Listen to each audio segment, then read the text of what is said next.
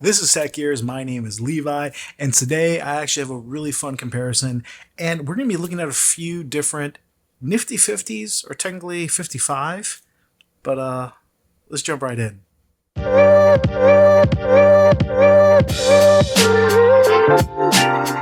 Welcome to the channel. If you haven't joined before, please consider subscribing, and if you find this video helpful, put a comment down below, share it, let me know how I can help. But today we're looking at two of these really relatively inexpensive, and I'll say inexpensive, 50 millimeter or therefore equivalent for the Sony E-mount system.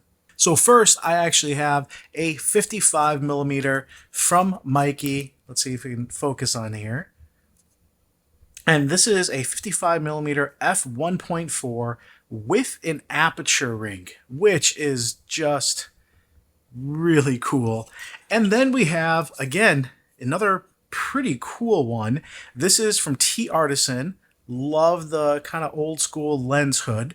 And this is a 56 millimeter f1.8. So not exactly the same.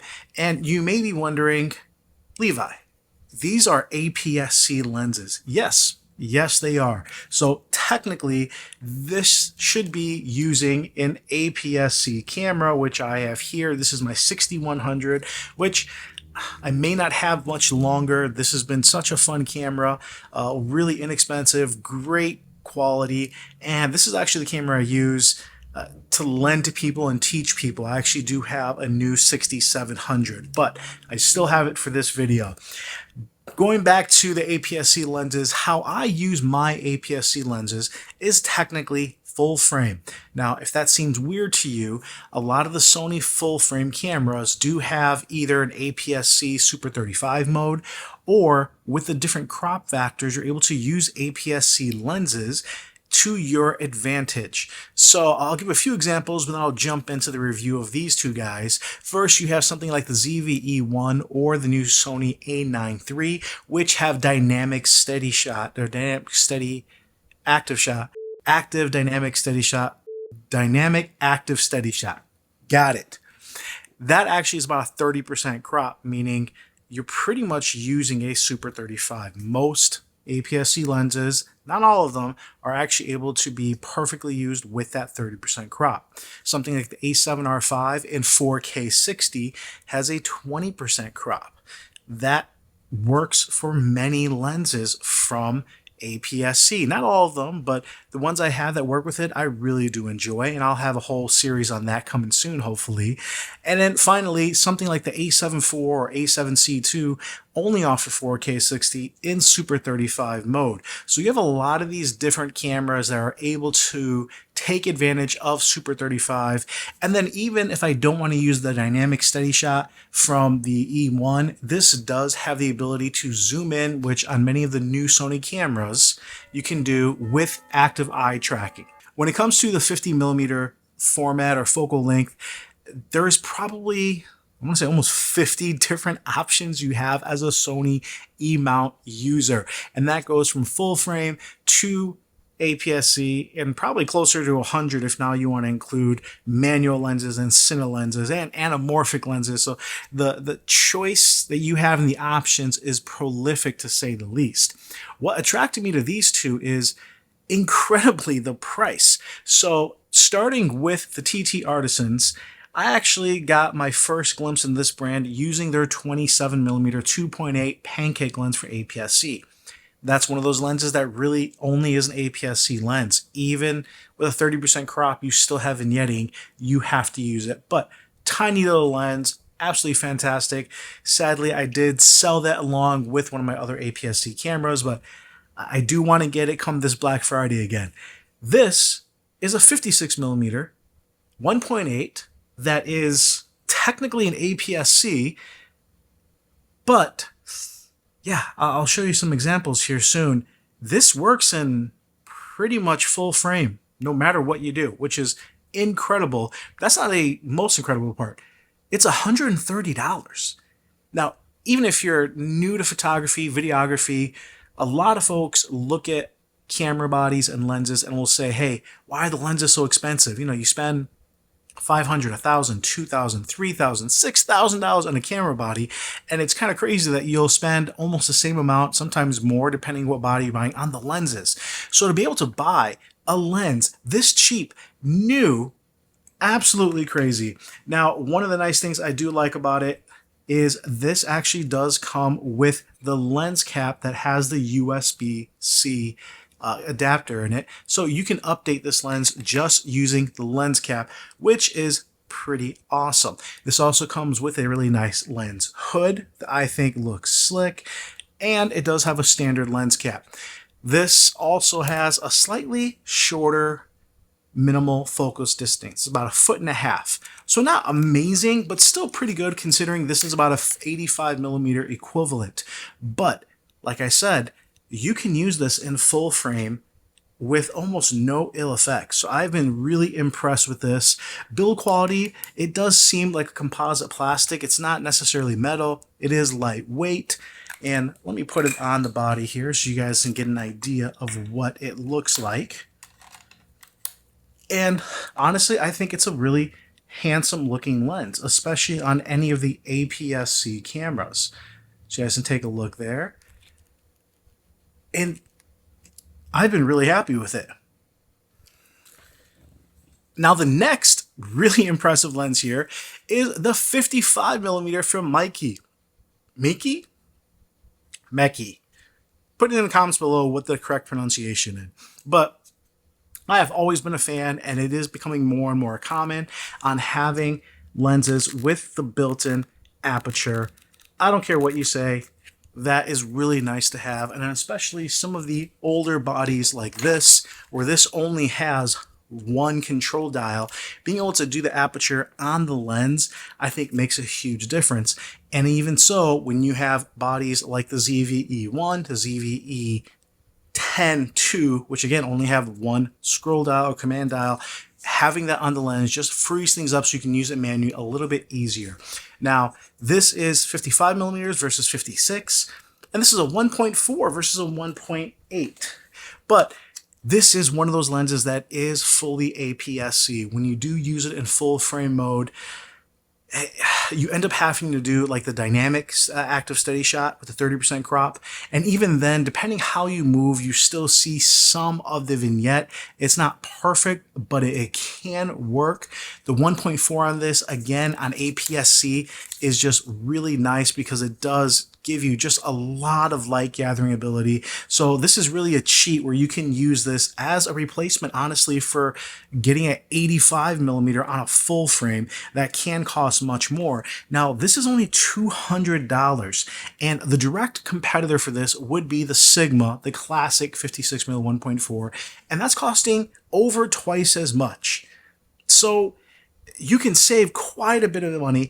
And again, using this, I've been pleasantly surprised with how well it works. You do have an autofocus, manual focus switch on the side. You do have your aperture dial, but it's not nearly as fast focusing as the Sigma.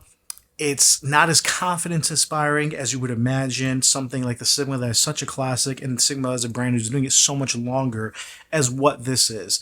But for $200, the images it produces and the ability to get that much bokeh from just an APS-C camera like this is really what's going to give you some special images. So you can buy something like this as cheap as $400 or $500 in the 6100.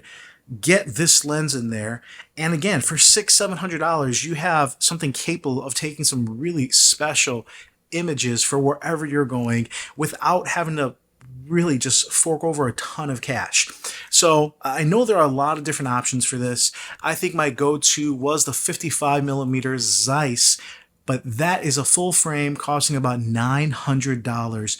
And if I can get one used, I probably would be replacing one of these, but even then, used market, those are still going for $400 to $500. So the fact that this is $130 and I can pretty much use it full frame, this is $200. Even if I keep both, this is still cheaper than getting the Zeiss and the 55 1.8. Now, that's going to be comparable in size, but it is a full frame. And honestly, that's going to be the better lens, but you're spending more money on it. Same thing with the Sigma. The Sigma at the 56 1.4 is going to be an absolutely better lens, but you're spending more money. And what's nice is, especially if you're a Sony user, you have that flexibility to not have to buy just native glass. The Nifty 50 from Sony, which is about $150 used, which is a 50 mm 1.8, not confidence inspiring. It's slow. I actually prefer using either one of these. I've had that lens twice, and I just did not enjoy using it. These are not the absolute best 50mm options, but for what you get and for the money, it is absolutely surprising the amount of quality you're getting overall. So we're going to get in some samples here. I'm going to show you some videos, some photos, and show you how it looks like, and we'll kind of jump into the studio and look at the results after. All right, so taking a look here, you can tell the Meike doesn't quite give a full image circle. You still have some vignetting, even with the 10% crop. And man, it's just slow to focus in video. I know we're focusing more on video here, but now you look at the TTartisans, and with that active steady shot 10% crop, yeah, there's no vignetting. And just way more confidence inspiring. You see the focus transitioning super quick, really snappy. TTartisan's impressive. All right, so obviously in APS-C mode, it's covering the full circle, and you can see just how long the Meike takes to reacquire focus. It's just, yeah, it's not terrible. It has a slow transition. It does find it right here. It kind of focuses more on the elephant. Back to the TTartisan, and it's just super snappy. Really love the quality. This is very impressive for video especially. So right here, just wanted to get kind of a static shot. We have the Meike at 55 at 1.4, a little more background bokeh, and as you can tell, you still have some vignetting. And obviously, if you're just doing a static shot, focusing is pretty spot on. I mean, it's staying on me. You can do your headshots. Again, you may need to crop in another 10-20%. Now, as you can tell, without me changing exposure, this is at 1.8 versus 1.4, and it's a little bit darker. But I do like the color rendering here on the TTartisan, and obviously I do like that I can shoot in full frame with no vignette. And if we just take a look at here side by side, just wanted to get your thoughts. In my just looking at here in full frame on the computer, the TTartisan just looks quite a bit sharper. They've been doing it a little bit longer. The lens is a little bit cheaper, and as we do a kind of a freeze frame here, I want you guys to be able to tell it is just looking at my eye. We're zooming in here. We're going to go to 200%. And at least for me, it just looks quite a bit sharper on the TTartisan. From looking at post, I would say if you're doing video, the TTartisan at its 55mm is a great value for video on Sony with a 10% active steady shot.